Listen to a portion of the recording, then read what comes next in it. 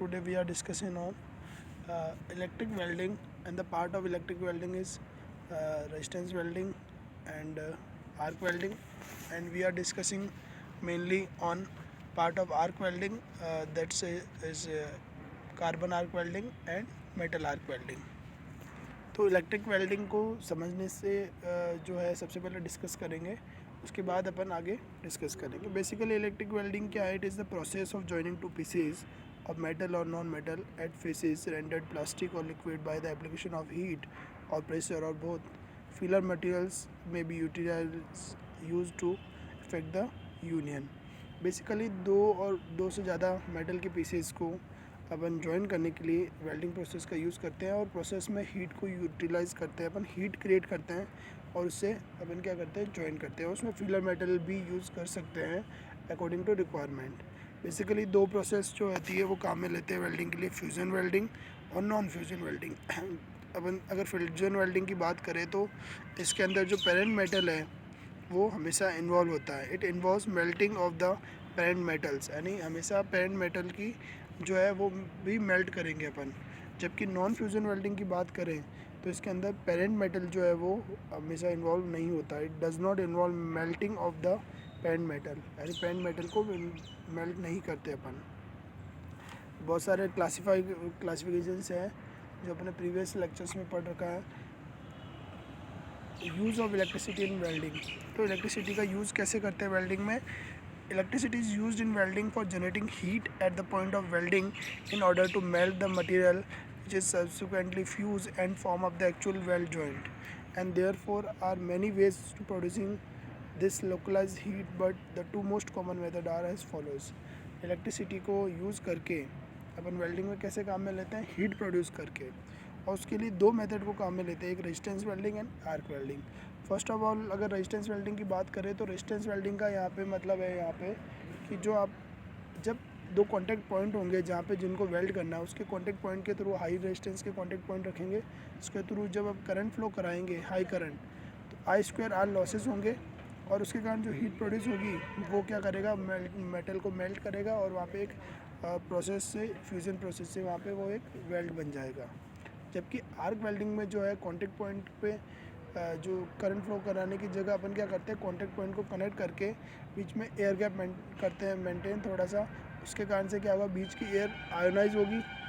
Ionise क्यों होगी? Current जो फ्लो हो रही है वो अपनी एक सर्कुलेटिंग पाथ में, क्लोज पाथ में फ्लो हो रही थी. अब अपन ने ओपन किया तो वो करंट फ्लो होने की कोशिश करेगी क्लोज पाथ में, तो बीच की एयर को आयोनाइज करके अपना पाथ कंप्लीट करने की कोशिश करेगी. और जो बीच की एयर आयोनाइज होगी जिसके कारण से हैवी करंट फ्लो होने से वहाँ पे क्या होगा, आर्क प्रोड्यूस होगी, और वो आर्क जो है वो हीट प्रोड्यूस करेगी जिससे मेटल मेल्ट हो जाएगा और आपका वेल्ड क्रिएट हो जाएगा. वो आर्क वेल्डिंग कहलाएगी आपकी. अब इसके अंदर वेल्डिंग के अंदर जो आर्क वेल्डिंग के दो पार्ट्स होते हैं, carbon arc welding and metal arc welding. Before discussing detail मैं एक कॉमन पॉइंट जो बताना चाहता हूँ, बिग डिफरेंस जो है इसमें. कार्बन आर्क वेल्डिंग के अंदर जो इलेक्ट्रोड है वो कार्बन का यूज़ होगा या ग्रेफाइट का, और मेटल आर्क वेल्डिंग में जो है मेटल का यूज़ करते हैं अपन. एक तरह से फिलर रॉड यूज़ करते हैं. जो मेटल जो आपका इलेक्ट्रोड है वो फिलर रॉड की तरह भी यूज़ किया जाता है. वो मेटल जो है मेल्ट हो जाता है और जॉइन हो जाता है उसके अंदर. अब कार्बन आर्क वेल्डिंग की डिटेल की बात करते हैं. Carbon arc welding was the first electric welding process developed in a French inventor Auguste de Maritain in 1881. In the process, fusion of metals is accomplished by the heat of electric arc. जो process है जो arc produce करने की वो same वही है जो मैंने अभी डिस्कस की है. फ्यूज़न ऑफ मेटल जो होता है वो इलेक्ट्रिक आर्क से हीट प्रोड्यूस होगी, उससे होगा. And no pressure is required generally on no shielding atmosphere is utilized. Filler rod is use only when necessary. और बेसिकली ये जो यूज़ होता है कार्बन आर्क वेल्डिंग, वो उसके अंदर एक तो आपकी क्या होती है, सील्डिंग एनवायरनमेंट क्रिएट नहीं होता क्योंकि अपन वो coated flux coated electrode use नहीं करते हैं. दूसरा जो आपके जो कार्बन आर्क वेल्डिंग है वो डिफ़र है जो मेटल आर्क वेल्डिंग से. वो नॉन कंज्यूमेबल कार्बन और ग्रेफाइट इलेक्ट्रोड अपन यूज़ कर रहे हैं. मैं आपने ऑलरेडी चीज़ बता चुका हूँ.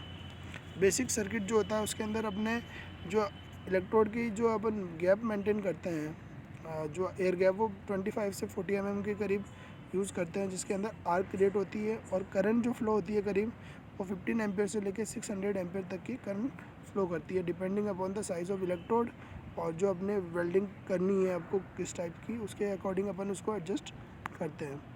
जो आपका कार्बन और ग्रेफाइट का बना होता है इलेक्ट्रोड, वो 300 mm लॉन्ग होता है और करीब 2.5 mm से 12 mm इन डायमीटर हो सकता है।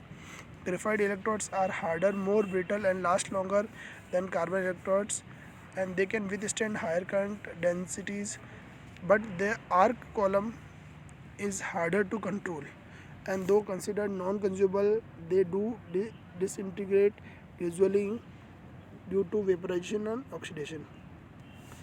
जो है ग्रेफाइट इलेक्ट्रोड्स है वो हार्डर, ब्रिटल होता है, लास्ट लॉन्गर होता है कार्बन से, लेकिन जो उसकी और हाई करंट डेंसिटी के साथ विथस्टैंड काम कर सकता है, लेकिन जो है आर्क कॉलम जो है उसका, वो उसको कंट्रोल करना थोड़ा मुश्किल होता है, इसलिए अपन ज़्यादातर कार्बन इलेक्ट्रोड्स को यूज़ करते हैं। आप ये सर्किट देख सकते हैं यहाँ पे, जो आपका वेल्डिंग प्रोसेस है कार्बन आर्क वेल्डिंग के अंदर, ये आपका जो है 1 वेल्डिंग पॉइंट प्लांट है, आपका 2 नंबर जो है इलेक्ट्रोड केबल है जिसके थ्रू आपने क्या कर रखा है, आप देख सकते हैं 3 नंबर ग्राउंड केबल है जिसके थ्रू आपने जो आपका वर्क पीस है उसको ग्राउंड कर रखा है। बेस मेटल आपका है ये 6 नंबर पॉइंट पे, आपका अर्थ क्लैंप है, 7 नंबर वर्क पीस है आपका, ये 4 नंबर है इलेक्ट्रोड होल्डर है जिसमें अपन ने आपने, और 5 नंबर इलेक्ट्रोड है जो कार्बन या ग्रेफाइट का बना हुआ उसको होल्ड कर रखा है। जैसे ही अपन क्या करेंगे, यहाँ पे आप देख सकते हैं ये जो आपका इलेक्ट्रोड है, ये जब इससे टच होता है मेटल, बेस मेटल से वर्क पीस से, तो एक कंप्लीट पाथ हो जाता है इसका करंट का पूरा, और फिर अपन ने जैसे इसके बीच में थोड़ा सा एयर गैप मेंटेन किया, तो करंट अपना पाथ पूरा करने के लिए बीच की जो एयर होगी उसको आयोनाइज करती है। आयोनाइज करती है तो उससे क्या होगा, बीच में करंट की वैल्यू हायर होने के कारण यहाँ पे जो वैल्यू है आर्क की, आयोनेशन की बहुत ज़्यादा बढ़ जाती है, यानी आर्क प्रोड्यूस हो जाती है, फ्लेम टाइप होने लग जाता है, इंटेंस फ्लेम, और इतनी हीट प्रोड्यूस होती है कि यहाँ पे जो वर्किंग मेटल जो है, जो भी अपन को ज्वाइन करना है उसको वो क्या करती है, मेल्ट करने लग जाती है। इस तरह से ये आपका जो है वेल्डिंग प्रोसेस होता है। एप्लीकेशन है, the joint design can be used with the carbon arc welding, और butt joints, oblique, bevel joints हो सकते हैं, फ्लैंक जॉइंट्स, स्लैब जॉइंट्स और फिलेट जॉइंट हो सकते हैं। This process is easily adaptable for automation, particularly where amount of welds deposit is a large and material to be fabricated are more simple geometrical shapes such as water tanks. इसको ज़्यादा symmetrical shapes चाहिए, वहाँ भी इसको ज़्यादा use कर सकते हैं अपन। It is suitable for welding galvanize sheet using copper, silicon, manganese alloy, filler metals. It is useful for welding the high nickel alloys. Monal metals can be easily welded with the process by using a suitable coated filler rod. Stainless steel or thinner gauge is often welded by the carbon arc process with excellent results. तो बहुत सारे multiple applications है जहाँ पे यहाँ use कर सकते हैं। एडवांटेजेस क्या है, जो एडवांटेजेस ये है, मेन एडवांटेज जो है इस प्रोसेस में कि टेम्परेचर जो है वो अपन ईजिली कंट्रोल कर सकते हैं, आर्क की लेंथ को वेरीफाई करके जितनी चाहिए आप, और ऑटोमेशन में इसको एडप्टेबल है, ये ऑटोमेशन में यूज़ कर सकते हैं इसको। Adapt to inert gas shielding of the weld, it can be easily adapted. अगर अपन गैस शिल्डिंग टाइप का कुछ एनवायरनमेंट शिल्डिंग बनाना चाहे तो भी इसमें बना सकते हैं। It can be used as excellent heat source for brazing, braze, welding और सोल्डरिंग एक्सेट्रा।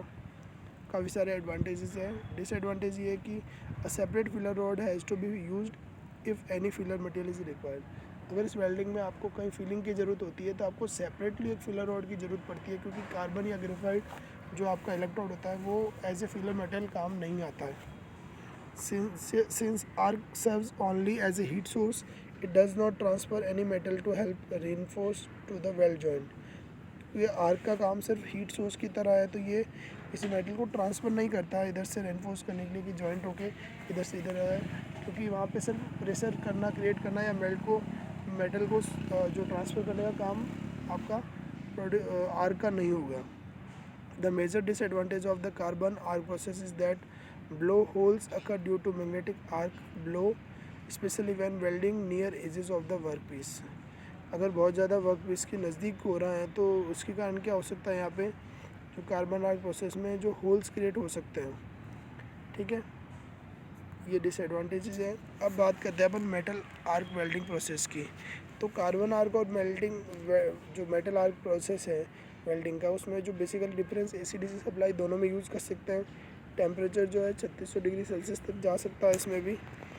अब इसमें जो आप प्रोसेस देखना चाहें थियोरेटिकली ज़्यादा डिफरेंस नहीं है, जो प्रोसेस कंटेंट है उसमें डिफरेंस ये है कि वहाँ पे जो है वो आर्क जो प्रोड्यूस हो रही थी वैसे इसमें भी आर्क प्रोड्यूस हो रही है, लेकिन यहाँ पे एक तो आपका जो देख सकते हैं इस फिगर में जो ये जो इलेक्ट्रोड यूज़ हो रहा है ये फिलर मेटल्स की तरह भी काम करेगा आपका। ये कंज्यूमेबल इलेक्ट्रोड आप यूज़ कर सकते हैं या नॉन कंज्यूमेबल भी यूज़ कर सकते हैं। अगर आपको फिलर की ज़रूरत है फिलिंग की तो आप इसके इलेक्ट्रोड को जो यूज़ करेंगे वो आपका फिलर इलेक्ट्रोड हो जाएगा या कंज्यूमेबल इलेक्ट्रोड हो जाएगा, ठीक है। और ये वर्क पीस है, आप देख सकते हैं मोल्टन वेल्ड मेटल है, ये आपकी जो है पावर सोर्स है वेल्डिंग मशीन का। ये इलेक्ट्रोड है, ये होल्डर है जहाँ पे आपने इलेक्ट्रोड को होल्ड कर रखा है। यहाँ पे एक चीज़ और होती है, जो फिलर रॉड होता है आपका वो क्या होता है, फ्लक्स कोटेड होता है। फ्लक्स कोटेड फिलर रॉड का ये एक एडवांटेज होता है, जब भी ये प्रोसेस में काम होता है, जब मेल्ट होता है तो ये क्या करता है, एक यहाँ पे आप देख सकते हैं ये लाइन बनी हुई है, जो ये एक सील्डिंग एनवायरनमेंट क्रिएट करता है गैसेस का, ताकि जो है जो वेल्ड जो होगा उसके अंदर कोई भी मॉइस्चर कंटेंट नहीं हो और बाहर का जो एटमॉस्फेयर है वो उसमें कोई भी इफेक्ट नहीं डाले, और टोटली क्या होगा आपका वेल्डिंग जॉइंट बहुत स्ट्रॉन्ग और मजबूत हो जाएगा उससे। इस तरह से आपकी ये जो है यूज़ करता है। जो मेटल आर्क वेल्डिंग है आपका उसके अंदर करीब 16 टू 100 वोल्ट तक का वोल्टेज सोर्स अपन यूज़ करते हैं सप्लाई में, और जो है आपकी करंट जो वैल्यू जाती है वो काफ़ी हायर तक यूज़ करते हैं। जो आपका इलेक्ट्रोड यूज़ हो रहा है यहाँ पे वो नॉर्मली करंट जो है वैल्यू अभी अपन ने पिछली बार में डिस्कस किया उतनी होगी, लेकिन बेसिकली जो डिफरेंस हुआ वो मैंने आपको ऑलरेडी डिस्कस कर दिया है।